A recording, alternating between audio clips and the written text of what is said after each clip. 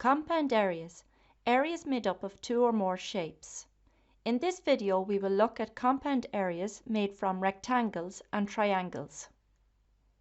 Firstly, let's look at some prior knowledge. Multiplying variables. So we multiply numbers using a multiplication sign, or we can multiply numbers using brackets. Now, when it comes to multiplying variables, we can do the same. We are going to use the example with the variable L equals length of a rectangle and W equals the width of a rectangle.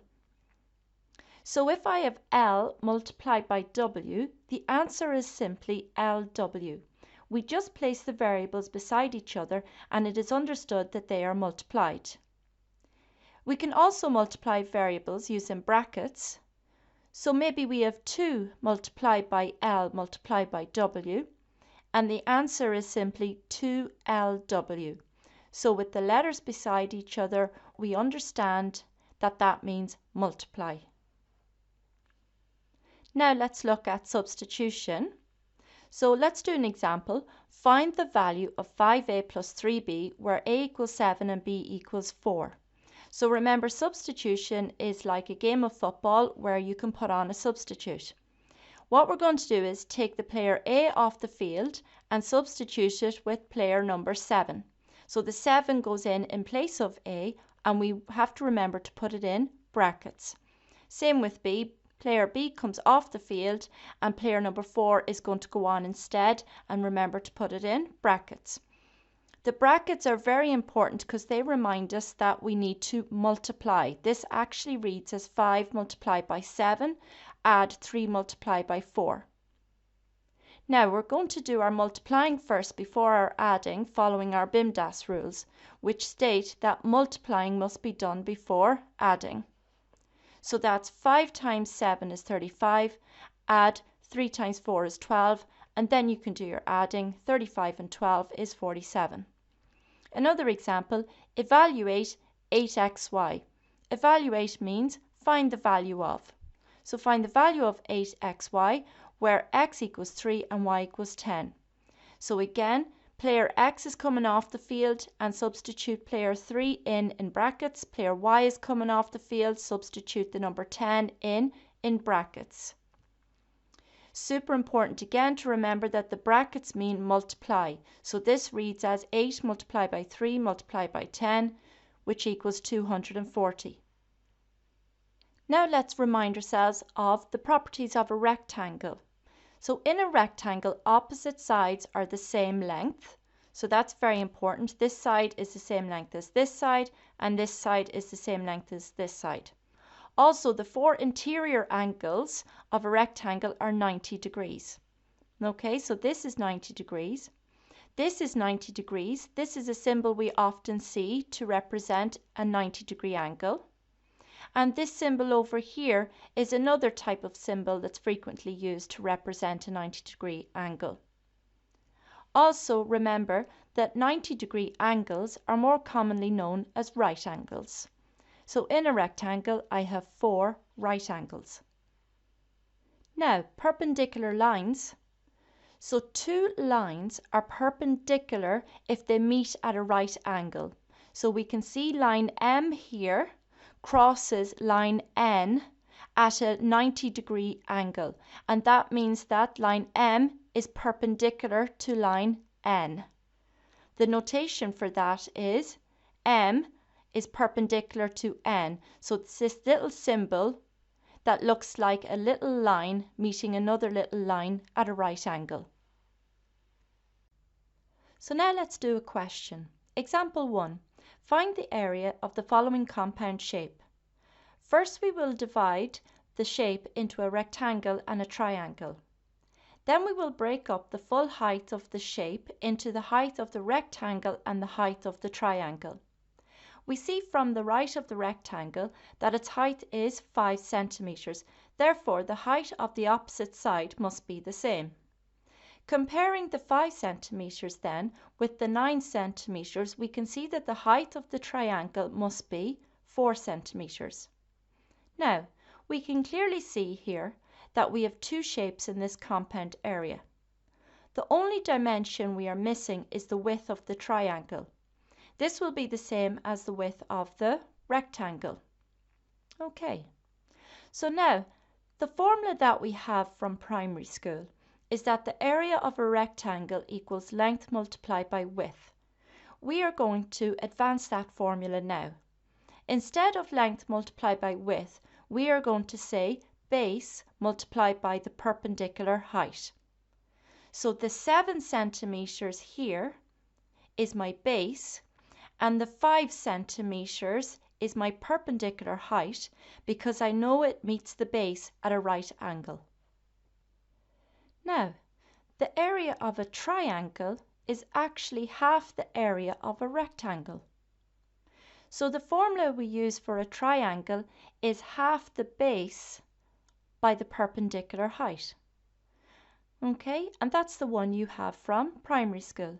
Half of the base by the perpendicular height is half multiplied by the base multiplied by the perpendicular height. Now we are going to advance that formula so that you can read your log tables. The log tables are a great asset because you are permitted to have them during all your exams. So let's have a look. On page 9 of your log tables, we have the area of a triangle, and you can see the diagram here. On the diagram, it shows a base called A. You can see it's a little a, and a perpendicular height called h.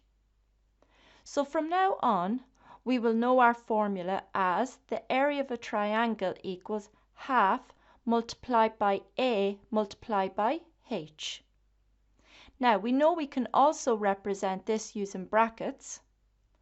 So a half bracket, a end bracket, bracket h end bracket.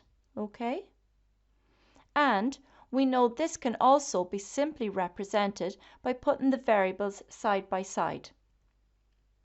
Now, in your log tables, capital A is always used to represent area. So you can see here is your formula for your area of a triangle. Capital A equals a half AH. So the area of a triangle equals half the base by the perpendicular height. So now if you look on the right hand side, what do I have for my question? I now have that the area of a rectangle is A equals AH, the base by the perpendicular height. The area of a triangle is half AH, half the base by the perpendicular height. And then for substitution, we'll be using brackets. So the area of a triangle will be a half times A times H using brackets. Okay, so to do the question then, we need to label the two shapes A and B. We will get the area of A and B separately, then add the areas to find the full area of our compound shape. So area A equals half AH. Now always write your formula as attempt marks are frequently awarded for it. So now sub in 7 for base A and sub in 4 for the perpendicular height H. Okay, now remember that the brackets mean multiply, but if you like you can use your calculator for this. Okay, so to put in the fraction, use your fraction button. 1, arrow down to the denominator, 2. Use your arrow to come out of the fraction and then use your bracket, 7, end bracket, and then another bracket, 4, end bracket. And the calculator understands that these brackets mean multiply. So equals 14.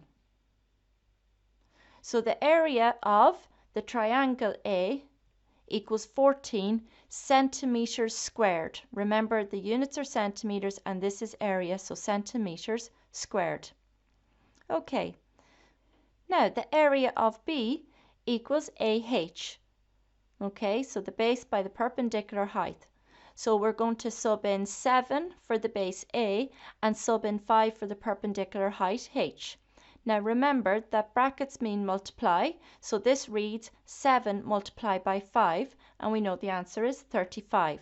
And remember it's area, so centimeters squared. So the area of B is 35 centimeters squared. So now we take the area of A, which equals 14 centimeters squared, and the area of B, which is 35 centimeters squared, and add them together. So the area of my compound shape equals 14 centimeters squared plus 35 centimeters squared equals 49 centimeters squared. Okay, so let's do a question now in context. Example 2. Find the area of the gable end of the house below. So the gable end of a house is the side view of a house. So first we will divide the shape into a rectangle and a triangle. Then we will break up the full height of the house into the height of the rectangle and the height of the triangle. We see from the right of the rectangle that its height is 3 meters. Therefore, the height of the opposite side must be the same. Comparing the 3 meters with the 5.5 meters height of the house, we can see that the height of the triangle must be 2.5 meters. Now we can clearly see here that we have two shapes in this compound area. The only dimension we are missing is the base of the triangle, so this will be the same as the base of the rectangle, 5 meters. Okay, and also it's worth keeping in mind, remember that these heights are perpendicular to the ground, okay? So we do have our perpendicular heights. So now we need our formulae. So the area of a rectangle is A equals AH. Now, this is not in the log tables in an obvious way, so just remember the area of a rectangle, okay? However, the area of a triangle is in the log tables, so get used to taking out your log tables, get your formula and write it down. So the area of a triangle is half AH. Now, one thing that we notice about our triangle is that the perpendicular height is outside the triangle. Now, this is not a problem because we can take reference from that height for the perpendicular height inside the triangle, which is also 2.5 meters. So now label the two shapes A and B. So we will get the area of A and B separately, then add our two answers to find the area of the gable end of the house. Okay, so area of A equals half AH. So sub in 5 for the base A and sub in 2.5 for the perpendicular height H. Now, if you like, you can use your calculator for this. So use the fraction button to put in your half. So 1 down arrow to your numerator 2, arrow out, brackets, 5 end bracket, and then bracket 2.5, end bracket. Remember, the calculator understands that brackets mean multiply. So we get 25 over 4. So what we can do here to get a decimal answer, use our SD button, and my answer is 6.25. So the area of the triangle at the top is 6.25 meters squared. Remember, this time our units are meters, so meters squared. Now the area of B equals the base by the perpendicular height. So we're going to sub in 5 for the base A, and we're going to sub in 3 for the perpendicular height H. Remember that the brackets mean multiply, so the answer is 15 meters squared. So now to get the full area of the gable end, we take the answer from part A and the answer from B and we add them together. So the area of the gable end is 6.25 meters squared plus 15 meters squared, which is 21.25 meters squared. Okay.